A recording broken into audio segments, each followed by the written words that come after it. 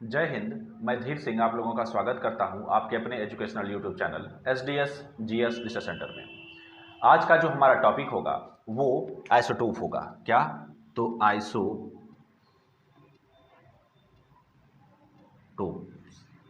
इसके बारे में आज हम लोग पढ़ेंगे।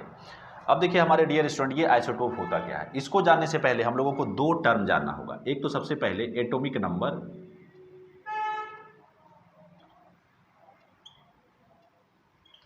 एंड एक जानना पड़ेगा हम लोगों को मास नंबर। इस मास नंबर को आप लोग जानते हैं कि इसको एटॉमिक मास भी कहा जाता है। एटॉमिक मास भी कहा जाता है। अब देखिए अगर आप बात करेंगे इस एटॉमिक नंबर का, तो इस एटॉमिक नंबर को हम लोग किससे डिनोट करेंगे? जेड से। अगर मैं डायरेक्ट जेड लिख दूंगा तो आप लोगों को समझ जाना होगा कि ये किस चीज़ की बात हो रही है, तो एटॉमिक नंबर की बात हो रही है। वही मास नंबर की अगर बात करें तो इसको हम लोग ए से डिनोट करते हैं। अगर मैंने ए लिख दिया तो आप लोगों को समझ जाना होगा कि ये क्या चीज़ का बात हो रहा है, तो मास नंबर का बात हो रहा है। अब यहाँ पर डियर स्टूडेंट, ये जो एटॉमिक नंबर है, ये एटॉमिक नंबर किसी भी एटम में कितना प्रोटॉन होता है, किसी भी एटम में कितना प्रोटॉन होता है, वही बताता है कि उस एटम का कितना एटॉमिक नंबर होगा। जैसे मान के चलिए हम लोग लेते हैं यहाँ पर सोडियम। अगर किसको लें? सोडियम को लें, तो सोडियम में नंबर ऑफ प्रोटॉन कितना होता है? नंबर ऑफ प्रोटॉन अगर बात करें तो नंबर ऑफ प्रोटॉन इसमें 11 होता है। तो नंबर ऑफ प्रोटॉन जब 11 है तो इसका कहने का सीधा सा मतलब हो गया कि सोडियम का जो जेड को लिखेंगे हम लोग, ये क्या होगा? तो 11 होगा। क्या होगा? 11 होगा। अब इससे थोड़ा सा अगर आप आगे और सोचेंगे कि जितना नंबर ऑफ प्रोटॉन उतना ही नंबर ऑफ इलेक्ट्रॉन, मतलब कोई भी एटम की अगर बात करें तो number of proton, number of electron, ये दोनों क्या होता है? बराबर होता है। तो क्या नंबर ऑफ इलेक्ट्रॉन आपको जेड के बारे में कुछ बता सकता है? बिल्कुल। आप कह लें कि नंबर ऑफ प्रोटॉन बताता है क्या? एटॉमिक नंबर के बारे में। या नंबर ऑफ इलेक्ट्रॉन ये क्या बताता है? ये भी क्या किस चीज़ के बारे में बताएगा? तो ये एटॉमिक नंबर के बारे में बताएगा। तो यहाँ से आप लोगों को पता चल गया होगा कि ये एटॉमिक नंबर होता क्या है। अब जैसे देखिए मास नंबर। मास नंबर क्या है कि कोई भी एटम है, उस एटम के न्यूक्लियस में number of proton plus number of neutron क्या चीज़ के बारे में बताता है? तो मास नंबर के बारे में बताता है। कहने का सीधा सा मतलब क्या होगा कि आप मास नंबर को कैसे लिख सकते हैं? तो P + N, ये फॉर्मूला होता है क्या? मास नंबर का। मास नंबर सीधा ये बताता है हम लोगों को कि किसी भी न्यूक्लियस में, कोई भी एटम के किसी भी न्यूक्लियस में कितना प्रोटॉन है और कितना न्यूट्रॉन है, दोनों को प्लस कर देंगे तो ये हम लोगों को क्या बताएगा? तो ये मास नंबर के बारे में बताएगा, ये एटॉमिक मास के बारे में बताएगा। ठीक है। अब जैसे देखिए, अब यहाँ पर इस फॉर्मूला को आप थोड़ा सा और आगे भी बढ़ा सकते हैं। मतलब नंबर ऑफ प्रोटॉन क्या बताता है हम लोगों को? तो एटॉमिक नंबर के बारे में बताता है। किसी भी एटम में कितना प्रोटॉन है, ये क्या चीज़ के बारे में बताता है? कि उसका एटॉमिक नंबर कितना है। तो कहने का मतलब यहाँ पर P के बदले में Z लिख देंगे और N लिख देंगे, तो यहाँ से हम लोगों को A का ये भी फॉर्मूला एक निकल कर आता है कि Z + N भी इसका फॉर्मूला होता है। तो चलिए देखिए, अब मान के चलिए यहाँ पर आपका एक, इसको रिप्रेजेंट कैसे किया जाता है? जैसे ये आपका X है, X ये एलिमेंट है। X क्या है? एलिमेंट है। अब इस एटॉमिक नंबर और एटॉमिक मास को, मतलब मास नंबर को कैसे रिप्रेजेंट करेंगे? तो Z को नीचे लिखा जाता है और A को ऊपर लिखा जाता है। मतलब अगर आपको एलिमेंट है तो एलिमेंट के यहाँ पर क्या लिखेंगे आप? तो एटॉमिक नंबर, क्या एटॉमिक नंबर लिखेंगे। फिर यहाँ पर क्या लिखेंगे? उसका मास नंबर लिखेंगे। सपोज करिए कि आपके पास में क्या है? हीलियम है। ठीक है। तो हीलियम का जो एटॉमिक नंबर होता है वो कितना होता है? 2 होता है। वहीं इसका अगर मास नंबर का बात करें तो वो कितना होता है? तो 4 होता है। तो इस तरह से आप क्या कर सकते हैं? रिप्रेजेंट कर सकते हैं किसको? किसी भी एलिमेंट का एटॉमिक मास को और मास नंबर को, या बोल लें तो एटॉमिक मास को। अब आइसोटोप की बात हो रही थी, आइसोटोप हम लोग जानेंगे। तो देखिए,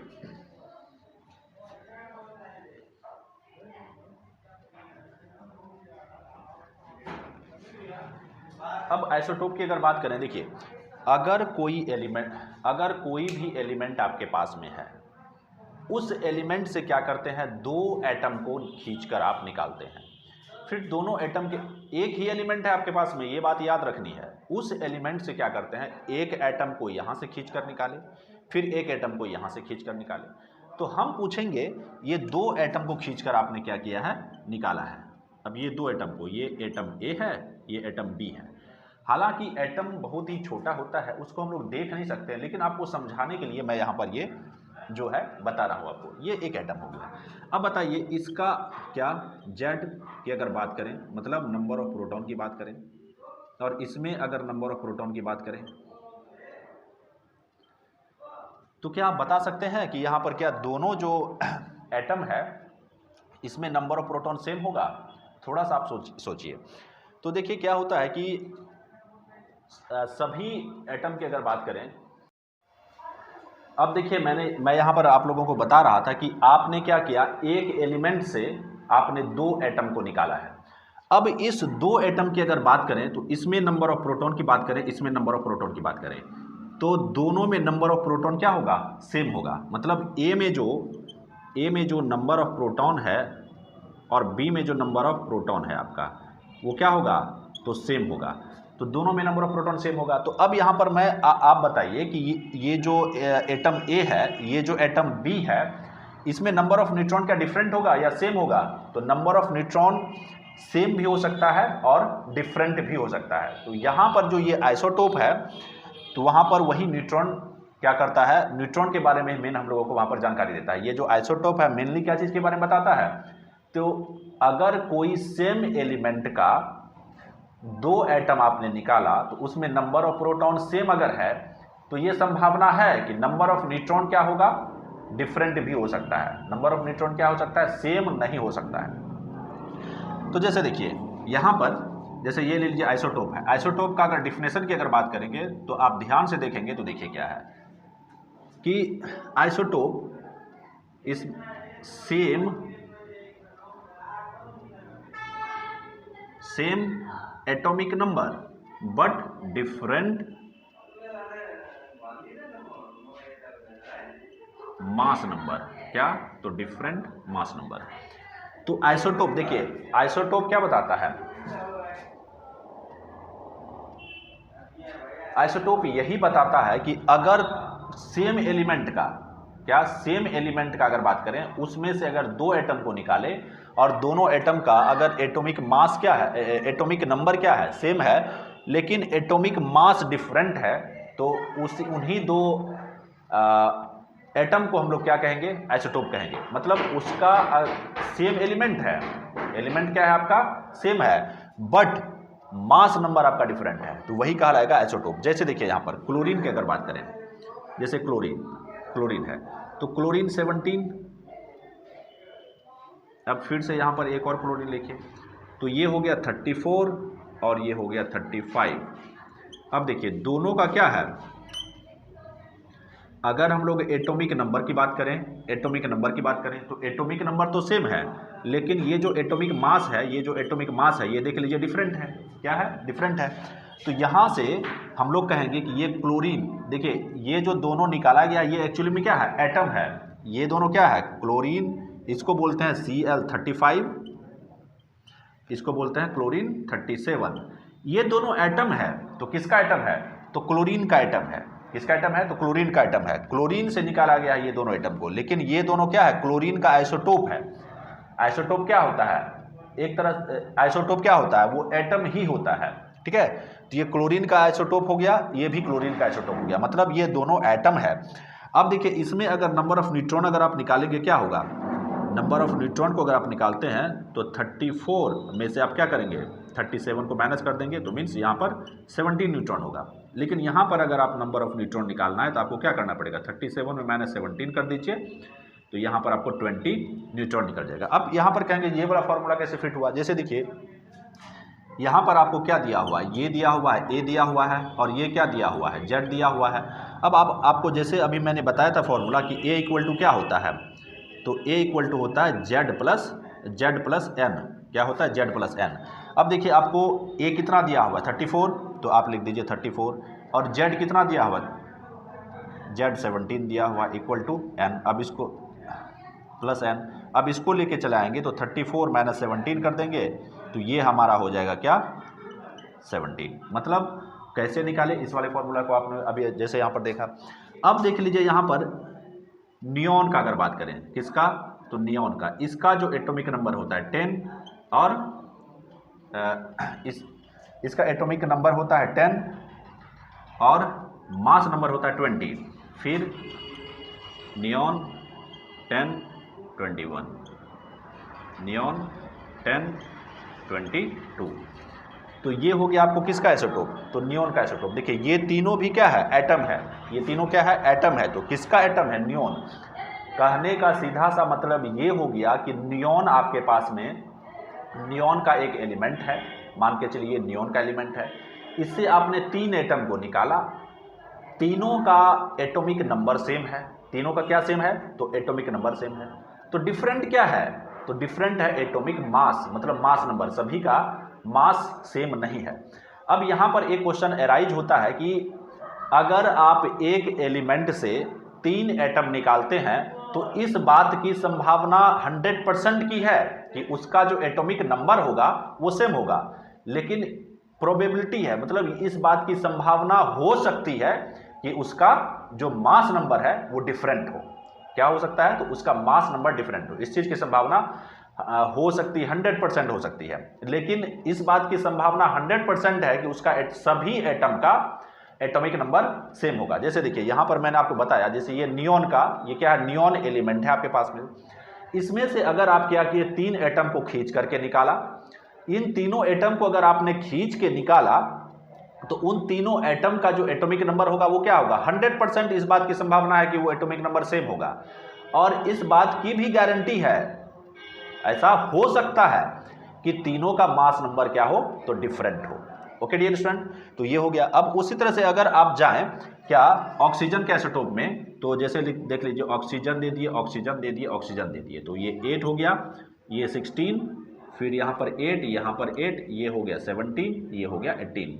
ये किसका आइसोटोप हो गया, तो ऑक्सीजन का। तो यहाँ से इससे भी आप नंबर ऑफ न्यूट्रॉन निकाल सकते हैं, कितना नंबर ऑफ न्यूट्रॉन होगा। फिर यहाँ पर आप ये इससे भी निकाल सकते हैं कितना नंबर ऑफ न्यूट्रॉन होगा। फिर यहाँ से भी आप क्या निकाल सकते हैं, कितना नंबर ऑफ न्यूट्रॉन होगा। फिर आप यहाँ से भी निकाल सकते हैं नंबर ऑफ न्यूट्रॉन। इस तरह से सभी में आपको क्या करना है, नंबर ऑफ न्यूट्रॉन निकाल लेना है। तो एक बात और यहाँ पर निकल करके आता है कि अगर आप एक ही एलिमेंट लेते हैं तो उस एलिमेंट में से अगर आप मान के चलिए एक एलिमेंट लिए, उससे 2 एटम को आपने क्या कर दिया, खींच के निकाला, एक एटम ए निकाला, एक एटम बी निकाला, तो इस बात की संभावना है कि दोनों एटम में नंबर ऑफ प्रोटॉन तो सेम होगा, लेकिन इस बात की भी संभावना है कि नंबर ऑफ न्यूट्रॉन दोनों में अलग अलग भी हो सकता है। नंबर ऑफ न्यूट्रॉन क्या हो सकता है, अलग अलग भी हो सकता है। तो ये हो गया आपका किसका, ऑक्सीजन का आइसोटोप। इसी प्रकार से तो अभी आपने देखा क्लोरीन का आइसोटोप, ऑक्सीजन का आइसोटोप, नियॉन का आइसोटोप, इस तरीके से और भी है। जैसे कार्बन का लीजिए, ये काफ़ी है। जैसे देखिए कार्बन कार्बन कार्बन C6 ऐसा होता है, 12 13 और 14, ये क्या हो गया आपको, ये तीनों आइसोटोप हो गया, किसका, कार्बन का आइसोटोप हो गया। अब यहां पर आइसोटोप की अगर टाइप की बात करें तो आइसोटोप जो होता है उसका 2 टाइप होता है। एक आइसोटोप ऐसा होगा जो कि स्टेबल होगा, एक आइसोटोप ऐसा होगा जो कि अनस्टेबल होगा। तो उनके बारे में भी हम लोग जानते हैं।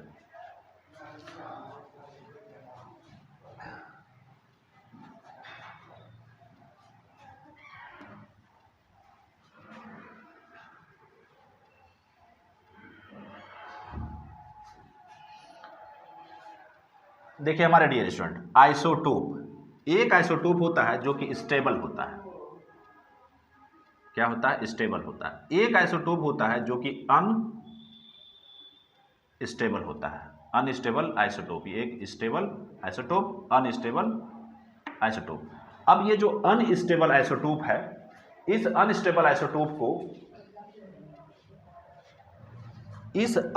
आइसोटोप को हम लोग बोलते हैं रेडियो एक्टिव आइसोटोप। क्या बोलते हैं, तो रेडियो एक्टिव आइसोटोप बोलते हैं। क्या बोलते हैं,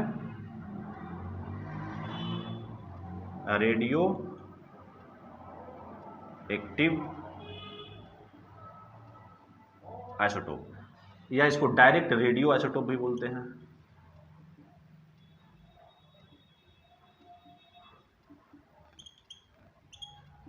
क्या रेडियो आइसोटोप भी बोलते हैं।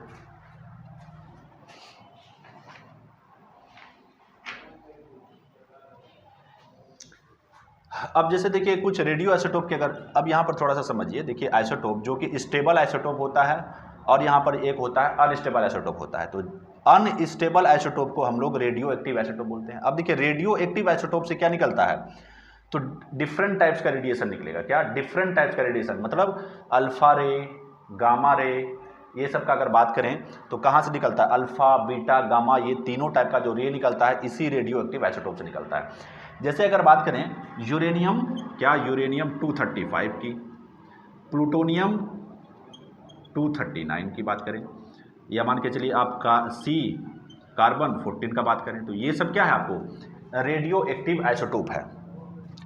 और लीजिए आप आर्सेनिक 74, ये सभी का सभी आपको क्या है, तो रेडियो एक्टिव आइसोटोप है। ये दो तरह का आपको आइसोटोप होता है।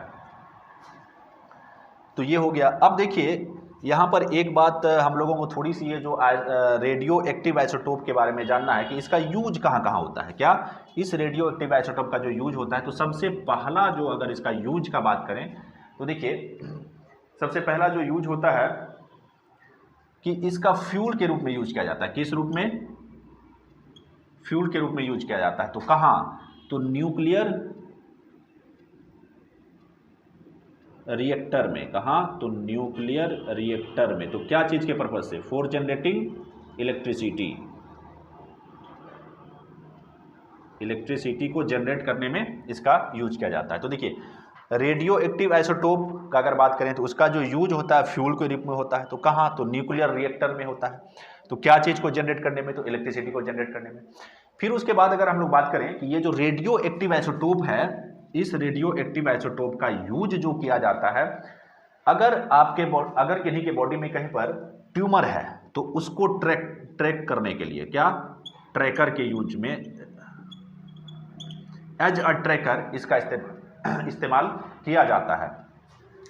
एज ए ट्रैकर आप क्या करते हैं, अगर कहीं पर बॉडी में खून का थक्का जम गया है, ब्लड क्लॉटिंग हो गया है, तो वहां पर इस रेडियो एक्टिव आइसोटोप का यूज किया जाता है। अगर मान के चलिए क्या, तो ब्लड क्लॉटिंग बॉडी में कहाँ हो गया है, बॉडी के किसी अगर पार्ट में ब्लड क्लॉटिंग हुआ है, ब्लड क्लॉटिंग है ना, उसको डिटेक्ट करने के लिए हम लोग किसका इस्तेमाल करते हैं, तो रेडियो एक्टिव आइसोटोप को इस्तेमाल करते हैं। फिर अगर आपके बॉडी में कहीं पर ट्यूमर है तो उस ट्यूमर को डिटेक्ट करने के लिए भी हम लोग क्या चीज़ का इस्तेमाल करते हैं, तो ट्रैकर का इस्तेमाल करते हैं। फिर उसके बाद देखिए ये दूसरा वाला हो गया, अगर किन्हीं को कैंसर है, क्या, तो कैंसर के ट्रीटमेंट में भी इसका इस्तेमाल किया जाता है। क्या, कैंसर के ट्रीटमेंट, जैसे कोबाल्ट 60 की अगर बात करें, कोबाल्ट 60,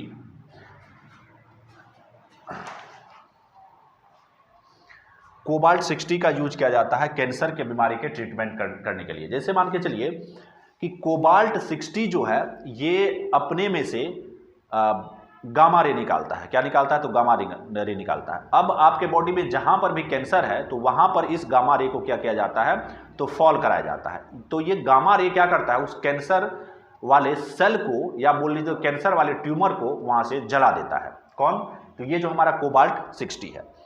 तो यहां पर अभी आपने देखा कि एक तो सबसे पहले इलेक्ट्रिसिटी को जनरेट करने के लिए न्यूक्लियर रिएक्टर में इस्तेमाल किया गया इस रेडियो एक्टिव आइसोटोप का।